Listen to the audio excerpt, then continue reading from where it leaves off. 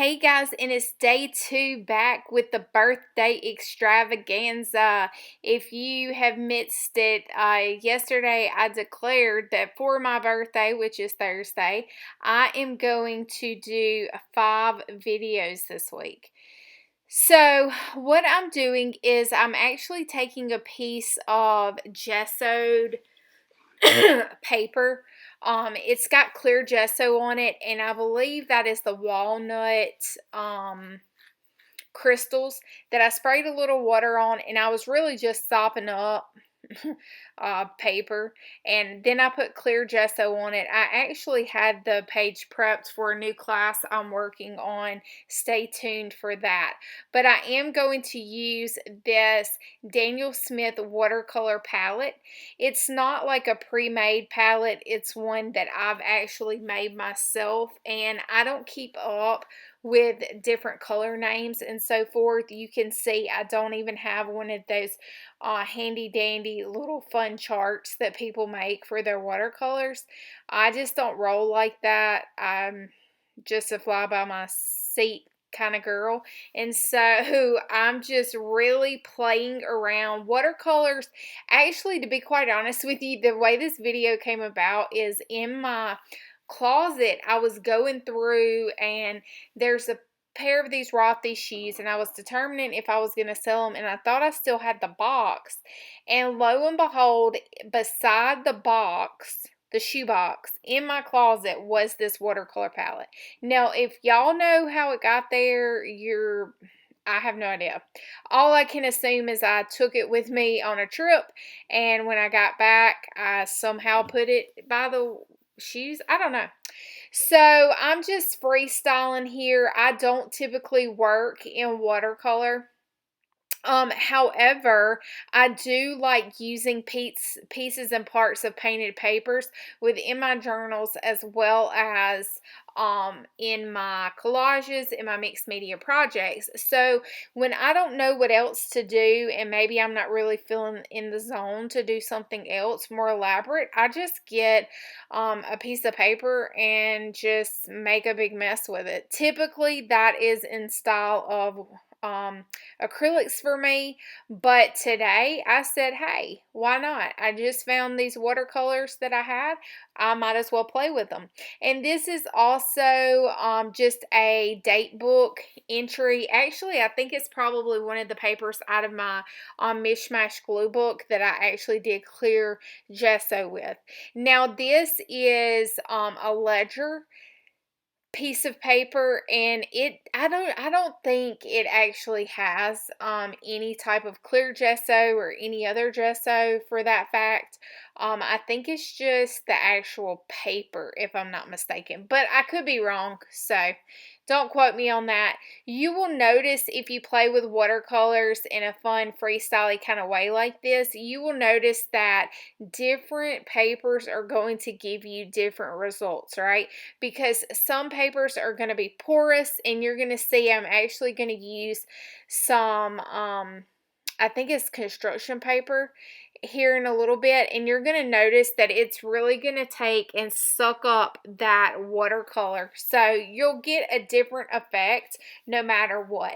Now, if you're new to my channel, I don't really go into it with any sense of reason or purpose or idea behind it.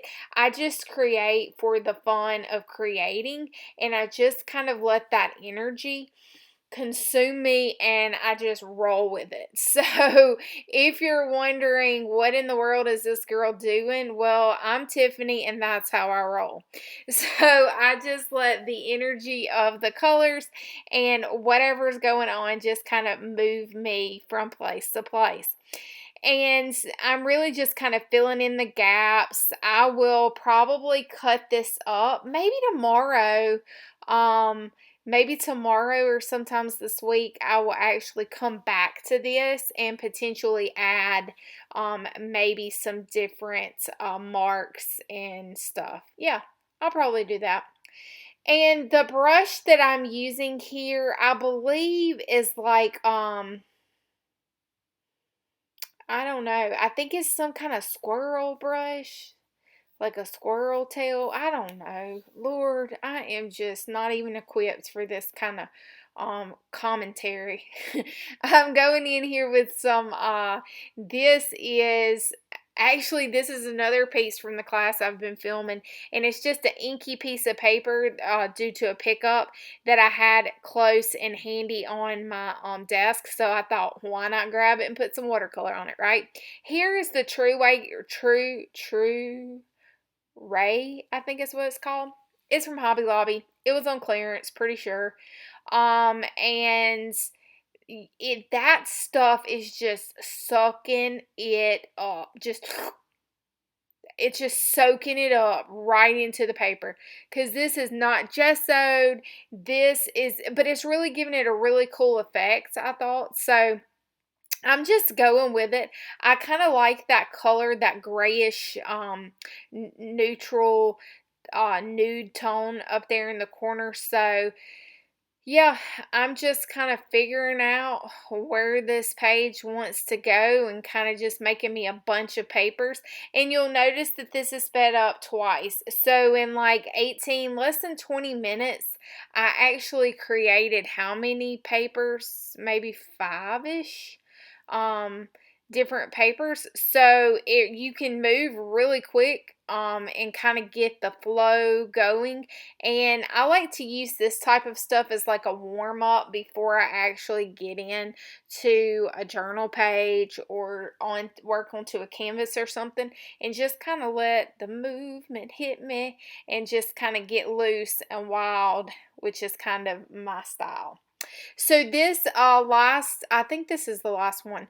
This is actually a newsprint, and it was a newsprint page from Monday's video where I did the jelly prints.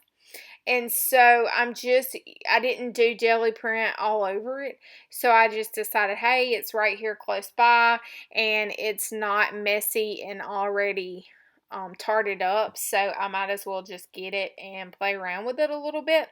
And so now I have some white on my paintbrush, and so I'm going to go in here just a little bit and kind of add some different colors and contrast. I really decided as soon as I put that white down there that it was not dry. I was rushing the process, and it was probably my best luck to go ahead and let that try a little bit more before I actually tried to add the white. So I'm going to go back in here with the white, and I'm just making some funky swirly marks and just kind of exploring. I really like how this looks, and I think this is a fabulous background or collage elements. So I can't really wait to see exactly where this is going to go. So I hope that this has inspired you for my third video of the week to get into your studio and maybe find some of the items that you haven't really used in a while, or maybe you kind of forgot about. I knew I had watercolors. I couldn't have told you where the watercolors were, obviously, but get in there, play, try some new stuff, and you may be very happy. And remember, it doesn't have to be a finished piece. Just grab it, use it next time, cut it up, and kind of see where it flows into your journal process. So thanks so much for joining me. I hope that you will click that subscribe button, leave me a comment, and I really appreciate you being here with me. So until next time, toodaloo!